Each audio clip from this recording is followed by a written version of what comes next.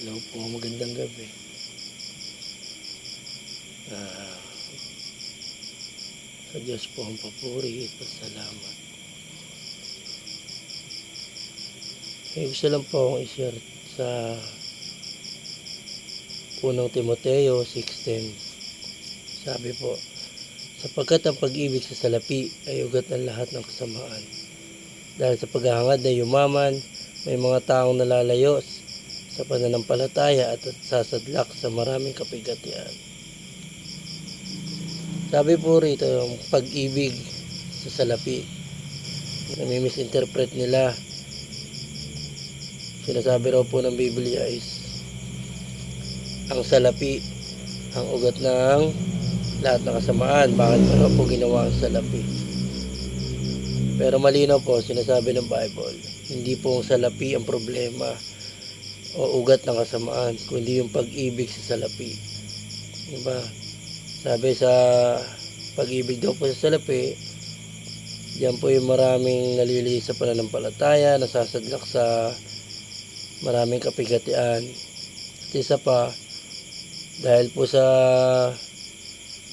kagustuhan nating yumaman o paghahangad na dumami ang pera natin, diyan na po yung lumalabas na nanloloko na tayo ng tao, diba, nanlalamang na tayo. Kaya katulad po yung mga lumalabas po sa atin tungkol po sa mga kontraktor o sa ano pa man. Tutusin, hindi lang naman po talaga kontraktor o mga engineer. Marami naman po talaga, kahit mga kilalang tao o mga ordinaryong tao lang na katulad natin, dahil po sa kagustuhan nating magkapera, yung kagustuhan nating talagang pag-ibig natin sa salapi, talaga pong nanlalamang tayo, no? Kasi hindi lang naman kontraktor dahil labis na kagustuhan, no, pag-ibig sa salapi, kahit mali kakampihan natin basta magkapera lang tayo, no. Lagi natin sinasabi ng iba para sa mga anak nila, kaya lang mali naman din po yung yung pinanggagalingan. Hindi naman masama na hawarin natin na mga anak natin guminhawa o buhay natin guminhawa. Kaya lang yung labis na pag-ibig sa salapi, yun po talaga yung nagiging ugat, diba? Tulad may mga issue lumalabas natin ngayon na maraming mga taong naghihirap, nagtatrabaho lalo rito sa probinsya. Parehas lang naman po yung trabaho na mabigat sa construction sa Manila, sa dito, pero magkaiba yung sahod, diba? Kasi may mga kontraktor din naman talagang ginigipit pagdating sa probinsya. Talaga namang kinakamkam nila yung pera. Hindi naman din lahat, kaya lang talagang marami rin po yung gumagawa ng ganun, diba? Marami talaga pong laganap na ngayon pagdating sa pera-pera. Manloloko tayo ng kapwa sa kagustuhan nating yumaman, magkapera na magkapera. Nakakalimutan na natin na yung mga simpleng buhay lang ba, diba? Sabi rin naman po sa mga Hebreo 13:5, huwag kayong magmukhang pera at masiyahan na kayo sa anumang nasa inyo, sapagkat sinabi ng Diyos, hindi kita iiwan ni pababayaan man. Kasi kung tutusin, marami rin naman po kahit sa mga Kristiyano na nakakalimutan na natin yung Diyos na nagbibigay sa atin ng tulong, no? Nagbibigay ng pera, ng trabaho, ng kita. Kaya lang sa labis na kagustuhan natin kumita ng kumita, nakakalimutan na natin ultimo yung pinanggagalingan nito. Nakakalimutan na natin kahit yung mga simpleng pagsimba katulad ng linggo, dahil may trabaho tayo, kumikita tayo ng Sunday, mas priority natin yung kita na yon, kasi nanghihinayang tayo sa kita para sa anak natin o para sa mga bayarin, diba? Kung tutusin, sabi naman po sa Matthew 6:33, ngunit higit sa lahat ay bigyang halaga ninyo ang kaharian ng Diyos at ang pamumuhay ng ayon sa kanyang kalooban, at bibigyan niya sa inyo ang lahat ng mga bagay ng ito. Sa 30 po, sabi nga po, di ba? Hayaan na natin ang bukas, ang mamroblema sa sarili niya. Sapat ang pag-ibig at biyaya ng Diyos sa araw-araw. Kaya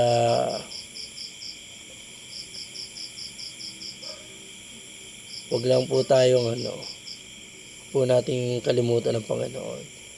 Siya po ang unahin natin. Ibibigay po ng Diyos sa atin yung ating mga pangangailangan. Kaya hindi po masama, inuulit ko po, hindi masama ang pera. Kasi hindi ka makakain, wala ka pambili ng pagkain. Damit, bibili ka rin ng damit, di ba? Kaya lang yung labis na pagnanasa natin kumita, yung pag-ibig sa salapi. Diba, ultimo nga kamag-anak, halos nagkakasiraan dahil sa pera. Dahil sa panlalamang. Diba? Kaya patuloy lang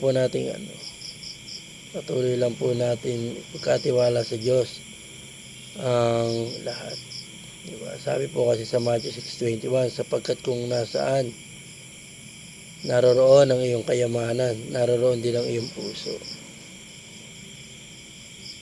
Kung ang ating kayamanan ang Panginoon, yun yung nasa puso natin ng Panginoon. Pero kung ang kayamanan natin, talaga namang laman ng puso natin, yumaman at yumaman. Mag-isip po tayo. Kasi pagdating po sa pagpapala, hindi lang po ang Diyos ang nagkakaloob ng pagpapala. Sabi nga, di ba, lahat ng tinatanggap natin blessing sa Lord nang gagaling. Pero tulad ni Satanas, di ba, bibigyan kanya ng maraming kita, bibigyan kanya ng maraming blessing na nagmumula sa kanya. Ang kapalit naman doon, kung mapapansin natin, nalalayo tayo sa Panginoon. Nagiging laman na ng puso natin na yumaman, kumita, magkaroon ng maraming pera, magkaroon ng pambili naman kung ano-anong gadget, sasakyan, kung ano pa man. Totoo po yun na si Satan po yung nagbibigay rin ng blessing. Si Jesus nga po, inalok niya, di po ba?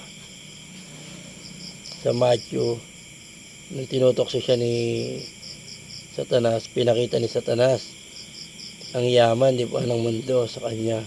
Kapalit lang nun, sumamba siya. Sabihin, even si Satan kaya mag-provide ng blessing. Diba? Kaya pag meron pong blessing na dumarating sa atin, tingnan din po natin, no? Baka mamaya po tanggap tayo ng blessing. Yung pala, nalilihis na rin po yung puso natin. Nakakalimutan na natin yung nagbibigay ng blessing. Hindi natin napapansin, yung blessing pala dumarating, nilalayo na tayo. Pag ganun po, nilalayo na tayo sa Panginoon. Pag ganun po, hindi sa Diyos galing yun.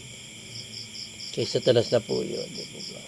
Kung mapapansin nyo ang Hollywood, yung mga sikat na artist, di ba? Talaga naman sumisikat. Kapalit naman nun, di po ba, pagsamba nila kay Satanas, blessing nang gagaling kay Satanas. Kaya hindi ho lahat ng tinatanggap natin blessing ay nanggagaling sa Diyos. Kaya maging mapagbantay din po tayo, no? Maging mapagbantay po tayo. Baka mamaya po yung tinatanggap natin blessing, akala natin sa Panginoon pa nanggagaling. Yung pala kay Satanas na nililihis niya na po tayo. Yung puso po natin nandoon na. Kasi sabi po ng Matthew, di po ba, kung nasaan naroon ang iyong kayamanan, naroon din ang iyong puso. Diba? Kaya